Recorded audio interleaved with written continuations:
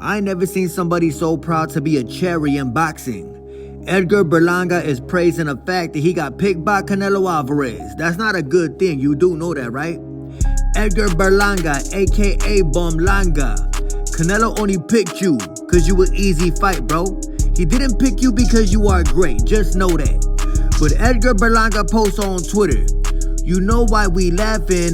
F the haters." As y'all can see, he talking to Fat Joe. Don't nobody care. He's legendary corny. I bet y'all Edgar Berlanga was telling Fat Joe, "Yo, bro, we about to get this Canelo fight. I'm about to get paid. We finna go party." I bet y'all Fat Joe's probably thinking, "Bro, you not beating no Canelo, bro. You is not cut like that. Let's not forget, you got dropped by a fighter in the amateurs who now sells CDs and DVDs. You's a bitch, boy." Then Bomlanga tweeted out superstar status. Ayo, Edgar Berlanga, you was only a superstar if you beat Canelo Alvarez. You do know that, right? You are only a superstar if you happen to get the job done. Canelo picked you for a reason. Canelo was only taking easy fights at this point in his career. Canelo Alvarez picked you because you are not good, not because you a good fighter. You should be ashamed of yourself, but at the end of the day, you will be getting a big old check. But just know, there's gonna be an image of you laying on that ground with Canelo Alvarez standing over you. Y'all know I'm not a Canelo Alvarez fan, but for this fight, let's go Canelo. This is the way I am. And Shakur Stevenson is in the same situation as Edgar Berlanga. Notice how these two individuals dancing in a bedroom alone with their shirt off are in the same situation in 2024. Shakur Stevenson is hoping for a big payday, so is Edgar Berlanga. But Shakur Stevenson tweeted out prayers up to somebody who said, "Let's get them pens on a paper for the biggest fight of 2024. Bum ass nigga. Lomachenko, aka Lomachicken, ducked Gervonta Tank Davis, so the next available opponent is Shakur Stevenson. Coach Kenny Ellis did an interview, and he said there is a huge chance that the fight with Tank Davis and Shakur Stevenson will happen in November. It is all up to Shakur Stevenson. Shakur is not with Bob Arum anymore, so real talk, it is all up to Shakur Stevenson. Not Devin Haney. Coach Calvin was on Phenom Boxing today. Shout out to Phenom Boxing, the only boxing podcast that I listen to. Phenom Boxing speak facts about Devin Haney and Shakur Stevenson. Everybody check out what Coach Calvin said about Shakur Stevenson really wanting to fight Tank. They think they're going to get 30 million. You know what I'm saying? When they are on free TV. Do you want to fight Tank because you think you can beat Tank, or you want to fight Tank because you're looking for a big payday? Shakur Stevenson has lost his mind if he's thinking about $30 million. Like Coach Calvin said, you fight on free TV, bro, and everybody know what this means. Whenever somebody asks for an unrealistic amount of money, all that means is they scared.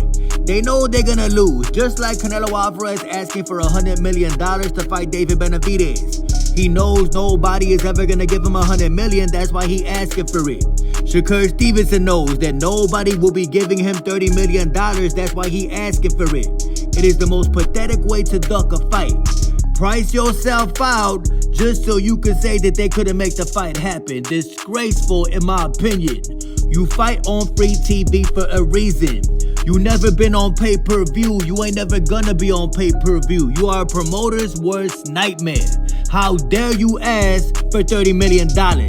Before the fight even happened, they're going to look at what you was producing before the fight. Absolute facts. Before the fight happens, before they even think about cutting you a check, they're gonna look at the revenue that you bring in. They're gonna look at, do people want to see this dude fight? And let's be real, do people want to see Shakur Stevenson fight? Newark, New Jersey, the place that Shakur Stevenson was born, does not even want to see him fight. When you see people walking out the arena, that is bad news for a promoter. It is also bad news for your next paycheck. A shout out to Southpaw TV for killing it. You see, Coach Calvin knows the business of the sport of boxing. In my personal opinion, a split between Gervonta Davis and Shakur Stevenson should be 95-5. 95% going to Tank Davis, 5% to Shakur Stevenson. And I bet y'all that 5% will be more money than he ever will make in his entire life. Bum ass nigga. Then Coach Calvin decided to go in on Shakur Stevenson. I think Coach Calvin was thinking about how much of a horrible fighter Shakur really is, and Coach Calvin asked, who has the man fought?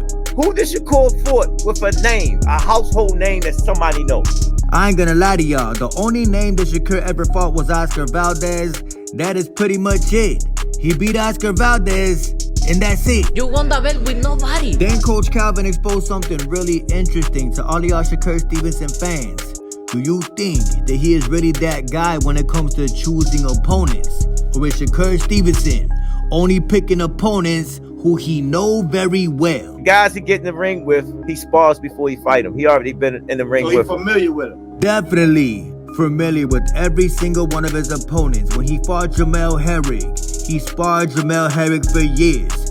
Every single fighter that Shakur Stevenson ever fought, even Conceição, was one of Shakur Stevenson's sparring partners. Shakur is not cut like that. That hurts. You're not a pay-per-view star. But in typical Shakira Twitterson fashion, all the man had to say was repost things on Twitter with people who are gonna deride him. Like this dude right here, talking about the best distance controller in boxing. Got a picture of Dimitri Bivol and Shakur Stevenson. Shakur talking about facts. Stop the damn cap. Dimitri Bivol is an attack dog in that ring. Dimitri Bivol looks for the kill. Shakur just wants to survive. Mediocre. Speaking of horrible fighters, Claressa T-Rex Shields popped into the gym of her opponent who she gonna fight on Saturday, just to get familiar with the opponent she gonna fight on Saturday. I don't know this girl name, but I think it's kind of corny that Claressa Shields would go live on Instagram just to say, yo, look, I'm in the gym with old girl, and she not doing nothing to me. Claressa T-Rex Shields, the fighter that the people used to call the GOAT, is looking kind of crazy right now. This is why I stand on what I say. Amanda Serrano, in my personal opinion, is the greatest woman of all time. But I look forward to the fight on Saturday with Claressa T-Rex Shields. I will be rooting against Claressa T-Rex Shields, but she probably gonna win. Let's see what happens.